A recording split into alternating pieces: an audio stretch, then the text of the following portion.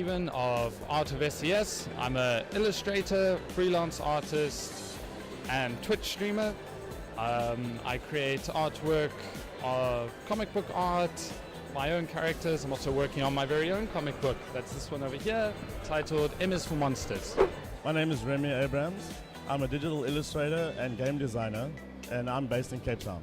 Hi, I'm Geldenhuys. And I'm Danelle Malan.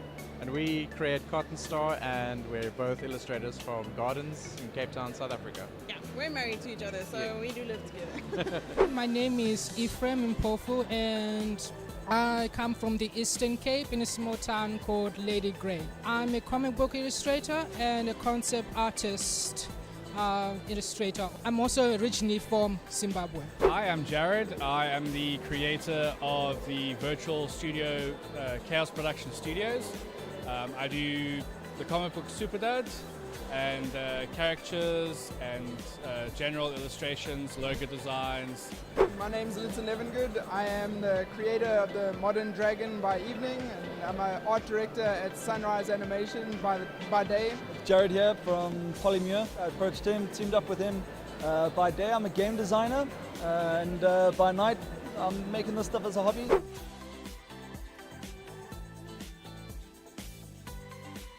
I've been doing art in many different fields. I've worked in casino games. I've done a tattoo apprenticeship for 2 years. But doing artwork on my own is only a recent thing for me. I only started around November with my Twitch stream. And I've been working quietly in the background on my own comic book. But FanCon last year was probably the swinging point for me, where I discovered that I could actually come out and bring out my prints and people actually wanted to buy them. So that's where I kind of realized that this is what I wanted to be involved in. And so here we are, FanCon number 2. I started drawing from a very young age, but only in my late 20s did I decide to go into commercial work and marketing. To be honest, I never wanted to be an artist. When I was small, I had this book that I used to write stuff in, like it asks you questions about what do you want to be when you grow up, and one of my options was stand-up comedian, another one was physiotherapist. I basically wanted to be everything except an artist, but then I did a sort of an introductory health thing fresh out of high school, and I realized you can run but you can't hide. I actually really do want to do art. So I went and studied from 2007 to 2010, and then throughout the course of that I basically decided I want to do freelance full-time, and I've been doing that ever since. And it's not always an easy road, but it is a very satisfying one. I've basically been drawing comics since I was about 12 years old, and I haven't really considered it like as a career or anything. Right up until when I was 15 years old, I went to an open day, and my options were, okay, become a pro skateboarder or become an artist. So I went to go study fine arts at the Toronto University of Technology in 2004, and I graduated in 2007 with a degree in multimedia. So it touches a bit of all the interests that I had, like from animation to graphic design and illustration, and been doing comics as a passion project like through all those years. And now I work full-time as an illustrator. Honestly, I'm not sure. I think it was when people started asking me if I could draw stuff for them, so that's when I actually realized that I actually like make my art for money, and I actually like enjoy it. I realized I could make money when I heard about the first Open Book Fest. It was 2008. I thought, might as well get something going. So I decided to carry on with my webcomic, which was Juvies.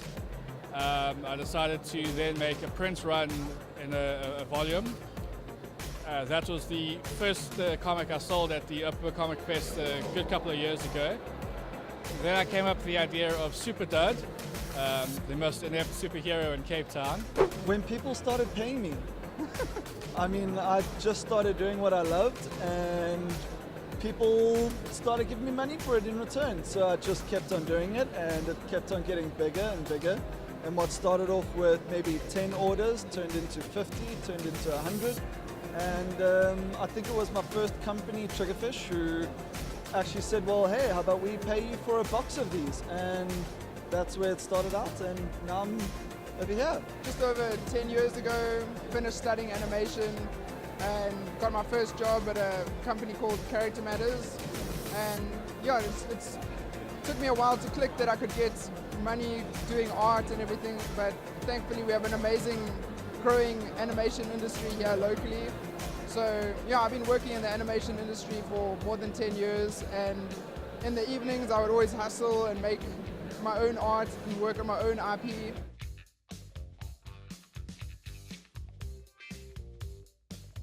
I think like a lot of artists nowadays, I procrastinate with gaming.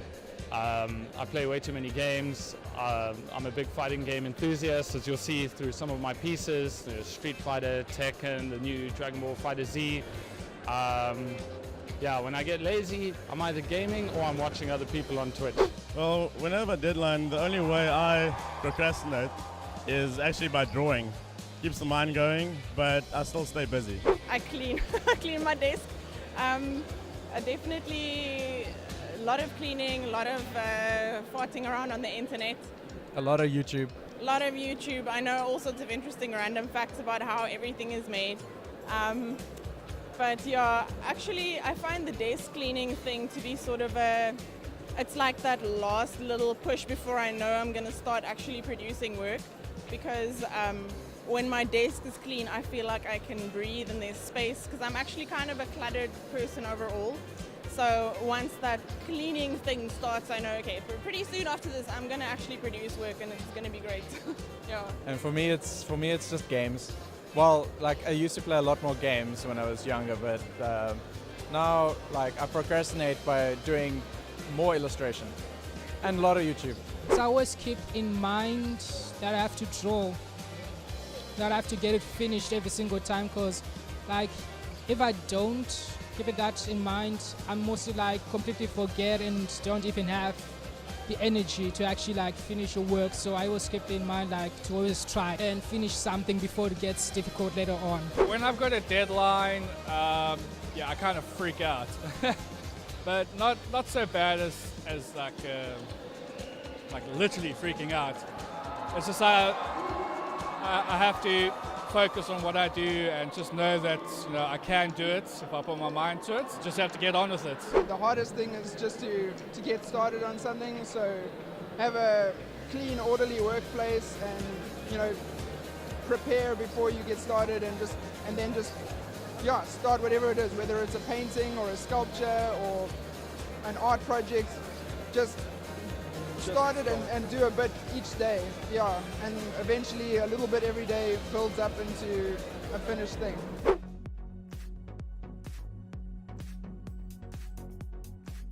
All the time, way too often. Struggle sometimes just to get a piece done when you're sitting and you're trying to get maybe the posing right or the coloring right, or maybe you're trying something different with texturing or rendering of a character.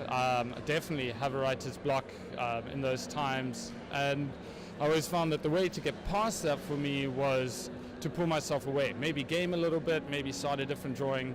That always helped me through, but definitely get writer's block. Well, when I get to artist block, the only thing I do then is go outside, get some fresh air, clear my mind, and then that should work. It's a difficult one because we're currently both sitting with a little bit of that. But it helps to have a palate cleanser. So sometimes it helps to go away, like we have family up in Gauteng, which we sometimes go and visit, and seeing those friends, just some fresh scenery, fresh things, just sort of fresh stimuli. Because sitting at home and constantly, you kind of get into like a rut, and you start to feel a little bit numb to your environment. Once you have some fresh input and some fresh experiences in you, that tends to help. Yeah. Also, just like taking a step back. Work on something else. Yeah, like work on something else. Like maybe like in my case, I produced like a once-off comic rather than a long-form comic, because a long-form comic can get you into that rut very quickly. So yeah, like it's just doing something else definitely breaks the monotony. Yeah. Take a nap or walk around outside to literally like clear my head. So like hiking actually like helps. Nature inspires me, or I just watch like a lot of movies and stuff like that that literally like helps get like that artist block out of the way. So that's how I actually like deal with it. There's been a few times where I have something in my head and I have the page in front of me, but I just can't seem to get it on the page. The way I deal with that is, just take a break, walk away, watch some TV, play some games, and then just get back down to the drawing board and just kick something out. Yes, in the form of YouTube. And YouTube is the biggest thing because you get one nice photo, one nice video, then you go to the next video, then the next video. Get away from YouTube, man. That's the biggest artist block for me. Otherwise, I will just go on to like an art station, or I'll Google search images. I'll just find stuff that gives me inspiration. And I'll actually keep a little folder on my computer for inspiration for times that I have that artist block, and it just sparks some ideas, and then you just roll with it. Just start the idea.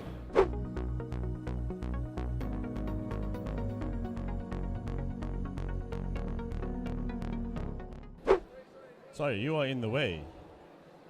You are in the way of my fame.